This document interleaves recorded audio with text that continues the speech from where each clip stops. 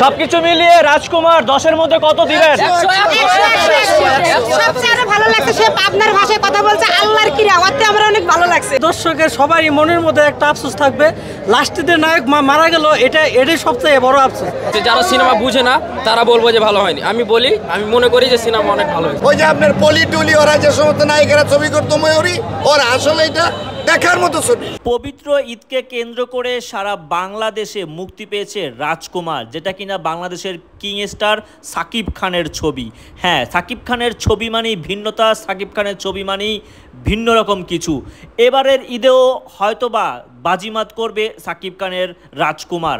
আজকে আমরা আছি গাজীপুরের বর্ষা সিনেমা হলে, এখানে দেখাবো দর্শকদের মতামত কেমন হয়। আজকে ঈদের দ্বিতীয় দিন, অনেক দর্শক হয়েছে, আর আমরা আছি গাজীপুরের বর্ষা সিনেমা হলে। রাজকুমার চলছে, রাজকুমারের সাথে অনেকেই আছে যারা দেখছে। ভাই, ছবি দেখে বের হলেন, কেমন লাগলো?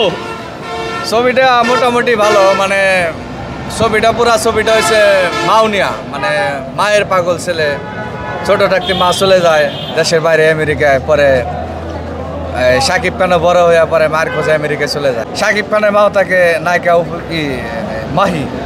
এটা কেমন লেগেছে? হ্যাঁ, এটা খুব ভালোই লেগেছে। ভালো লেগেছে। আচ্ছা, আপনারা তো ছবি দেখে বের হলেন, কেমন লাগলো ভাই? ভালো লাগছে। হ্যাঁ, ভালো লাগছে। কোন বিষয়টা সবচেয়ে বেশি ভালো লাগছে? লাস্টটা কাহিনীটা বেশি ভালো লাগছে। কেমন লাগলো? ভালো লাগছে।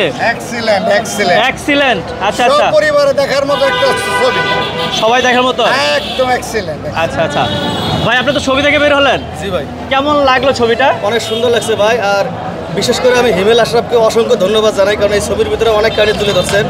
আমি একটা ইন্টারভিউ দেখছি যে একজন ওনার মাকে তুলে বকা দিচ্ছে। আমি মনে করি উনি ছবি সম্পর্কে কোনো আইডিয়াই নেই, কারণ একটা লোক যখন প্রবাসে যায়, যে একটা টিকিট পেতে গেলে, মানে একটা ভিসা পেতে গেলে কত কষ্ট করতে হয়, সেই জিনিসটা তুলে ধরছে।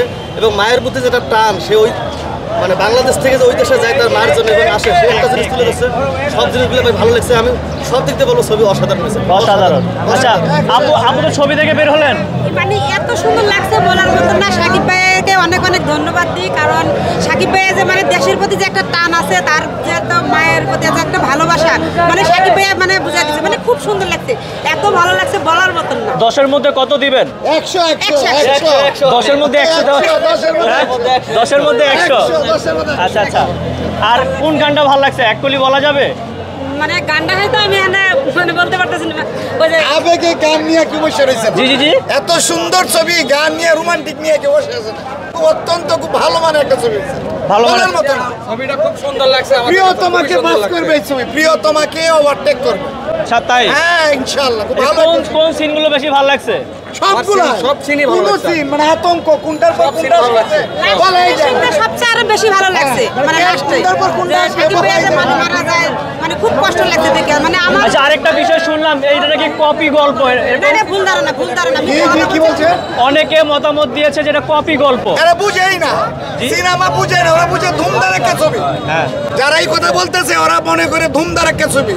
ওই যে আপনার পলি টুলি ওরা যে সমস্ত নায়িকারা ছবি করতো ময়ূরী, ওরা আসলে এটা দেখার মতো ছবি। ছবি ভালো লাগছে, কিন্তু ভালো এটা ভালো লাগে নাই। তারপরে কি মাহি মা হতে পারে না? মাহি মা হতে পারে না? হতে পারে না। ওর সাথে ও প্রেমিকার অভিনয় করে, তাহলে মা সম্পর্ক কিভাবে হয়? অভিনয়। আপনার কথাটা আমি করে দিলাম। ওই বয়সটা ইয়াং বয়স, তাহলে ইয়াং বয়সে কারে মা বানাবে? এই আইডিয়া ওর ভিতর নাই। সাকিব খান যখন ইয়াং ছিল, ছোট, তখন ওর মায়ের যে পাঠটা করবে, উনি এই মায়ের পাঠটা কে করবে? ওটা কি মনোয়ারা মায়ের পাঠ করবে ওই সময়? আচ্ছা, হলে কিরকম দর্শক হয়েছে? ভালো দর্শক। ফুল হাউসফুল বলা যায়? হাউসফুলের কাছাকাছি না? এখন আমি মনে করি সিনেমা ভালো হয়েছে। যারা সিনেমা বুঝে না তারা বলবো যে ভালো হয়নি, আমি মনে করি যে সিনেমা অনেক ভালো হয়েছে। অনেক ভালো হয়েছে। এটা তো একটা গল্প ছিল, কিন্তু এটা যদি বলা যায় যে আপনার বেশি অ্যাকশন ছিল না, সেই ক্ষেত্রে ভাই অ্যাকশন খালি মারামারি করলে কি অ্যাকশন? এই জিনিসগুলোর ভিতরে অনেক জিনিস তুলে ধরেছেন। আহমেদ শরীফ উনি যখন ইয়াং বয়সে যখন বিদেশে চলে যান, টাকা ইনকাম করতে করতে তার বয়স শেষ হয়ে যায়। এই যে দেশের প্রতি যে একটা টান, সেই টানটা কি করছে, সেই টানটা তুলে ধরছে যে আমি যদি মারাও যাই, আমার লাস্টটা যেন দেশে যায়। আমরা সিনেমা দেখে কিন্তু লাস্টে বুঝি কি হবে, এই নায়কটা বড় হবে, ওকে মাইর দেবে, শেষ। কিন্তু এই সিনেমা টোটালি সেই জিনিসটা বুঝে নাই। আবার একটা কোরআন তেলাওয়াত করছে, অসম্ভব সুন্দর হয়েছে ভাই। দেখেন, আমরা কিন্তু একটা জিনিস বলি, আমরা হুটহাট করে কিন্তু অনেক শর্ত দেই। এখানে কি করেছে, সাকিব খানের বাপ শর্ত দিচ্ছে, তুমি তো ওই পুকুরে নামো, তাহলে আমি তোমাকে তালাক দেবো, বিনা হিসাবে তালাক দেবো। তিনটে কথা বলছে, আমার বাপ এক, আমার জবান এক। সুতরাং তুমি তো ওই পুকুরে নামো, আমি তোমাকে তালাক দিয়ে দেবো, এই কথা কিন্তু বলছে ভাই। তা যারা ছবিতে তারা কিন্তু বুঝবে। তাহলে কি করলো, বাচ্চাটাকে বাঁচানোর জন্য কিন্তু পুকুরে নামছে, আর এই পুকুরে নামার কারণে সে তালাক হয়ে গেল। কত বছর সে মায়ের জন্য আবেগ, লাস্টে কি বুঝালো, ওই বাপে যে শর্ত দিয়েছে এই জন্য আপনার তো মনে হচ্ছে পুরো ছবিটা মুখস্থ হয়ে গেছে।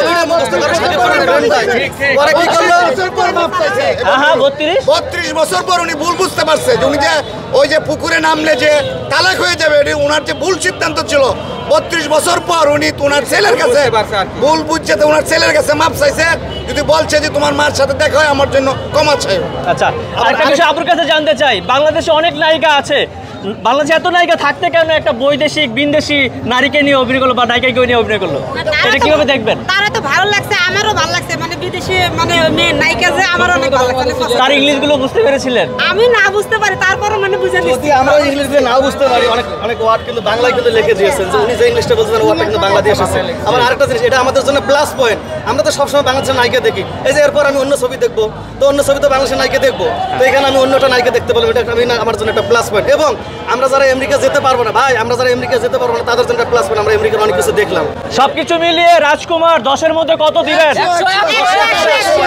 সবচেয়ে আরো ভালো লাগছে সে পাবনার ভাষায় কথা বলছে, আল্লাহর কিরা, ওতে আমার অনেক ভালো লাগছে, খুব পছন্দ হয়েছে, মানে বলার মতন না। আর কোনো ডায়লগ মুখস্থ আছে বা মনে আছে?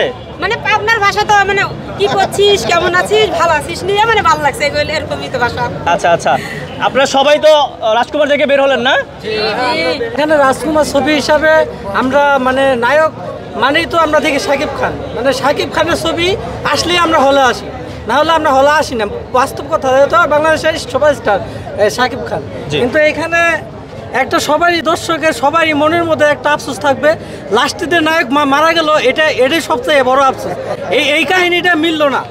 এই কাহিনীটা আমার ছবি সব কিছুই ঠিক আছে, কোরআন তালাওয়াত থেকে ধরে সবই ঠিক আছে, এই জিনিসটা পরিচালকের মাথায় ধরে না, এটা অন্যভাবে নেওয়া উচিত ছিল, এটা আমি বলে দিলাম সবাই। আর কোনো অভিযোগ আছে কি? অভিযোগ, এটা সবচেয়ে বড় অভিযোগ, পরিচালক যে ছবিটা করছে, এটা সাবিরকে যে কষ্টটা, এটা কেউ মেনে নিতে পারবে না, এটা খুব খারাপ করছে। নায়িকা ঠিক আছে, নায়িকা এটা আসলে আমরা বাঙালি যারা আমরা ইংলিশ ওয়ার্ড বুঝি তাদের জন্য ঠিক আছে, বাট অ্যানাদার পার্সন যারা আছে বাঙালি যারা ইংলিশ ওয়ার্ড বুঝে না তাদের জন্য ব্যাড, ভেরি ব্যাড কোয়েশ্চেন। একটু বন্ধ করেন জি ভাই, এটা একটু এখন বন্ধ করেন, আমাদের শেষ ভাই আমাদের, আমরা এখন বন্ধ করেন। ওকে, হ্যাঁ হ্যাঁ, এই যে সাকিবের যে গল্পটা আছে, লাস্টে যে সাকিব মারা গেল, এটা কি মারা গেছে, নায়িকার কি হবে? নায়িকার আমাকে দিয়ে দাও হোক, নায়িকা তো মারা গেছে, নায়িকার কি হবে? লাস্ট ফিনিশিংটা কি হলো? মানে নায়ক মরে গেছে, নায়িকার কি হবে? সেজন্য ওনারা নায়িকাকে চাচ্ছে। আমরা এখন আছি গাজীপুরের বর্ষাশির বাজার, চাচ্ছি আমাদের আসলে এটা একটা গর্ব, আমাদের একটা বাইরের কান্ট্রি থেকে একটা নায়িকা এসে আমাদের বাংলাদেশে ছবি করছে, আসলে আমরা গর্ব করি। লাস্ট ফিনিশিংটা আমাদের কষ্ট হয়েছে, আমরা চাই আরো ভালো কিছু হোক, যেন লাস্ট ফিনিশিংটা নায়িকাকে নিয়েই হোক, এটাই আমরা প্রত্যাশা করি।